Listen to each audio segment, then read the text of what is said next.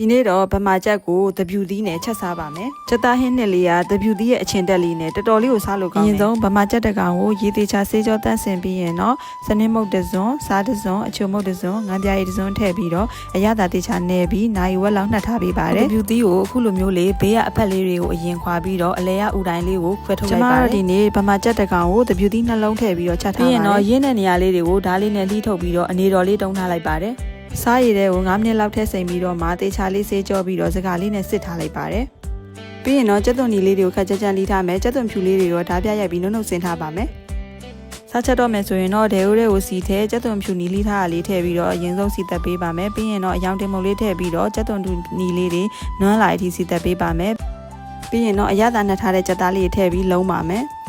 ပထမဆုံးလုံးရည်လေးတစ်ရေထည့်ပြီးတော့မှအဖုံးလေးအုပ်ပြီးတော့ခဏတည်ထားလိုက်ပါမယ်ပထမလုံးရည်လေးခန်းလာပြီဆိုလို့ရှိရင်တော့သပြူသီးလေးတွေကိုထည့်လိုက်ပါမယ်ပြီးရင်တော့အသားရမှွေပေးပါမယ်မှွေပြီးွားရဆိုရင်တော့ဒုတိယလုံးရည်ရေတဖန်ခွဲခွဲကိုထည့်လိုက်ပါမယ်ကြက်သားလေးနူးတဲ့အထိအဖုံးပိတ်ပြီးတည်ထားလိုက်ပါမယ်ကဲရေလေးခမ်းပြီဆိုရင်တော့ကြက်သားလေးနူးမနူးကိုခရင်းလေးနဲ့ထိုးကြည့်လို့နူးပြီဆိုလို့ရှိရင်တော့နောက်ဆုံးမှငရုတ်သီးစိမ့်နဲ့ပင်စိမ့်လေးအုပ်ပြီးလို့ရှိရင်တော့အရရသာရှိတဲ့ကြက်သားသပြူသီးဟင်းလေးရပါပြီဗီဒီယိုလေးကိုကြည့်ရှုပေးလို့အားလုံးကိုကျေးဇူးတင်ပါတယ်နောက်ဗီဒီယိုတွေမှာပြန်လည်ဆုံတွေ့ပါမယ်ရှင်